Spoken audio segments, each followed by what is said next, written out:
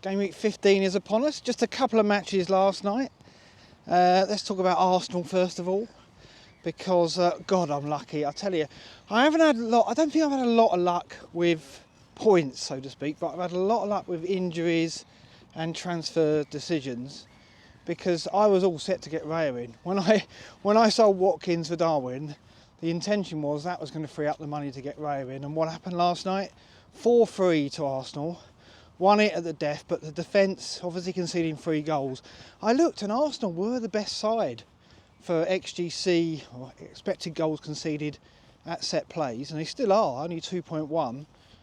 But Luton really exploited it last night and played to their strengths. And Raya, who was going to be in my team, is he at risk now? I mean, two bad mistakes. When he makes one mistake, he seems to crumble and his confidence goes, and then the second mistake, first being from the header from Maddie from the corner, and then the second mistake should have stopped Barkley's shot, of course.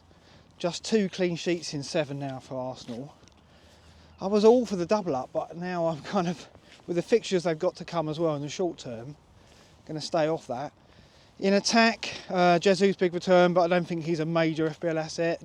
Unlikely to be. Saka got the assist, so consistent. This is how consistent he is. I had a look, and he had 3 shots last night, and he's had shots now in 10 matches this season, and on 9 occasions he's had 3 shots. Useless fact, but I thought I'd tell it to you anyway. So if you don't get 3 shots from Saka per match, you're unlucky. Odegaard hype, I'm going to keep that up. Thought he was the one that dragged them to victory last night. I know Rice got the goal, but I thought he was excellent towards the end. The last 2 matches have been his highest XGI returns of the season. He's created 6 chances in one and 5 in the other. Again, his top 2 totals for the season. Is he coming back? Is he going to be a factor? Don't know, we'll see. For Luton, just a word on Alfie Doughty. He got 2 assists last night, 2nd and 3rd of the season. 28 chances created, second only to Trippier now. 4-4 defender. Would we go there? Tempting, isn't it, for upside when the fixtures are good, because they're so reliant on his crossing.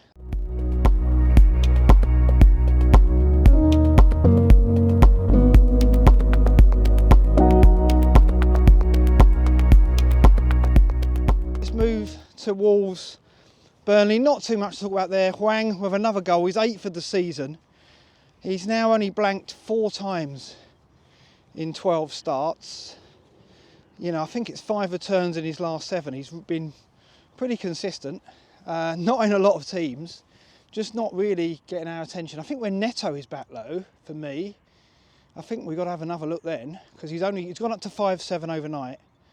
The other player to talk about is Cunha, who set up the goal. He's now got 4 returns in 4 game weeks, so 5.6 forward, maybe. Again, when fixtures are good, when Neto is back, maybe if we're sure that the front 3 is going to be Neto, Wang and Cunha, which I think it will be. Worth looking at. They kept a clean sheet, by the way. Maybe it was go Bentley, not Dubravka. So it's Friday morning. Couldn't record on Thursday because of the weather. A lot of rain, not good for the camera. Also, I was feeling pretty miffed after that Forest performance. Didn't really want to talk about football, to be honest. But here I am Friday morning. So let's talk about Thursday night games. There was 2 last night, and then we'll go back to Wednesday night and tackle the big issue of Mbeumo. So first of all, you know, I said I was lucky with transfers and injuries this season. Areola didn't turn up, did he? For West Ham, got a wrist injury. Think it's going to be okay, but you know, so he could be back at the weekend or not out long.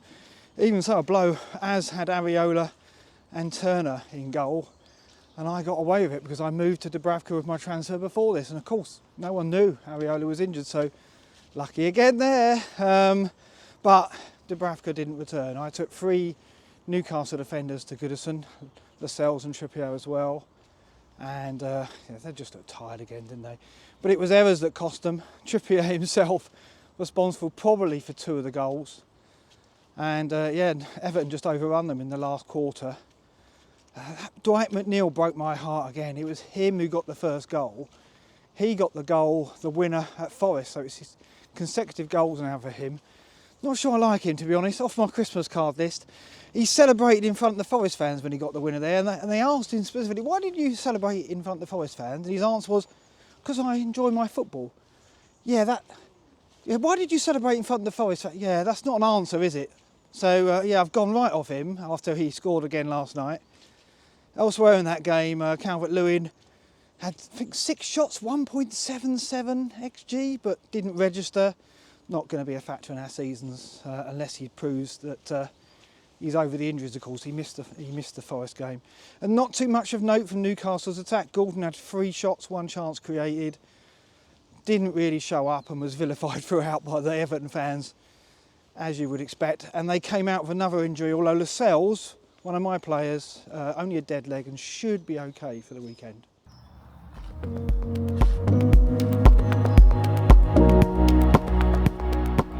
As for the Spurs game, another defeat for Ange.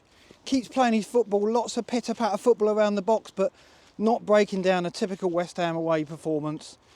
They really are, struggling with that, Maddison, it's got to be said. Son, a bit of a concern, got an injury, not sure how bad it is. Didn't look great, to be honest, when he went off. Just the 1 shot, a couple of chances created. He was very quiet last night. As was Bowen. I mean, he's going to come into the discussion when it comes to the Mbeumo replacements. He got the goal. Only 1 shot, 1 chance created though in the game. Ward-Prowse with the winning goal. They were a little fortunate with the way the ball fell for both goals, to be honest, West Ham. But I think, yeah, it was a typical West Ham away performance. We saw it at Brighton in the season where they got dominated, but very effective on the break and very, very good defended. And Spurs just didn't have the answers. Porro, the standout for Spurs though. 5 shots, 5 chances created. A few managers around me are getting him in. It's just the fact there's no clean sheets there, but there's no doubt going forward, he's a factor.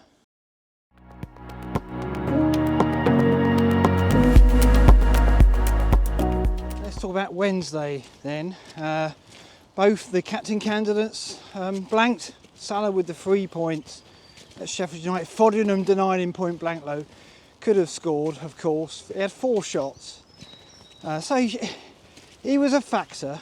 Darwin and Tsimikas I went into that game with as well. Didn't turn up, did they? So I say have luck, maybe not. But at least they're going to start the Palace game now, and Gomez was pretty dreadful, so I think Tsimikas' start he's looking all right now. Darwin came on, got the assist, but also got a booking. Typical Darwin, really. As for Haaland, he also had a chance. I think XG was 0.83. He only had 2 chances, but a point-blank header, which Martinez saved, and perhaps Haaland should have done better with. Villa were incredible though. 1-1-0. Bailey the scorer. He was absolutely outstanding, and he's XGI non-penalty now. He's second only to Salah amongst mids, and he started the last 2. It meant that Diaby was on the bench.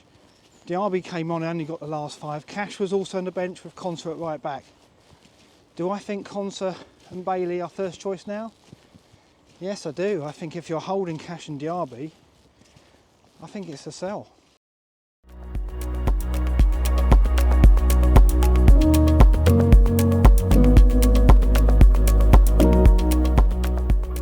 Back in the woods again, by the way, as you might have guessed. I really must bring a dog because I get some strange looks from passers-by. Why is there a man in an anorak filming in the woods on his own? I could explain to them that I'm doing this fancy football thing and so on, but I actually think the sinister peeping Tom angle might be the best way to go, to be honest. More socially acceptable. I'll let you decide on that. United. Bruno penalty miss. He goes on giving, doesn't he, for those who get the favour. I'm not sure many have, to be fair, but yeah, the penalty miss. Sanchez save. If you went Sanchez for your keeper, not sure you did with the Bravka available, but if you did, good return there, obviously. Palmer got the goal for Chelsea, but was quite quiet. Didn't show up too much, but he's not a concern, and he's obviously going to be in the frame for Mbeumo replacement. given the fixtures that Chelsea had got on his price. Elsewhere, Garnacho and McTominay, absolute XG monsters on the night. I think Garnacho had 7 shots, McTominay 8, or maybe it was the other way around, but McTominay's XG got the goals, of course, was 1.77, I want to say. Yeah, I mean, do they come into the frame? Do we look at those two budget midfielders? McTominay went up to 4.9 overnight, and Garnacho's 4.7. I don't know. I just don't think I can go with United attacker. I just haven't got on with United at all this season, and I don't think I want to buy into what Ten Hag's doing myself.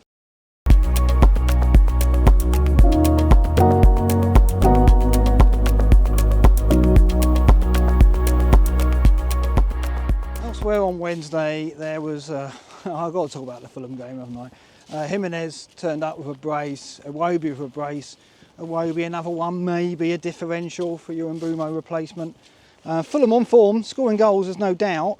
I don't think we're going there, are we? Bournemouth, another team on a great run and got the win at Palace. Nothing for Solanke in that game, frustrating for his owners who probably would have been hopeful in a 2-0 away win. Semenyo catching the eye as a budget striker though. I do wonder whether if we have the money we can go to him just over this period to have an active third striker.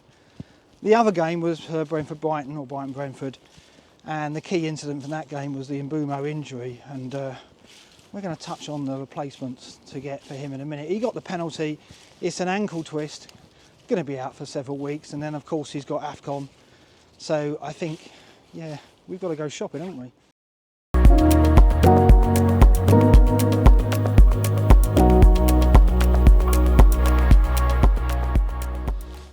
Thankful for the rest. Right, so yeah, if you've got Mbeumo, it's a sell. So where do you go? Well, if you don't have Palmer, I think that's easy. You don't need, it's a no-brainer. Look at the fixtures, you've got to get him.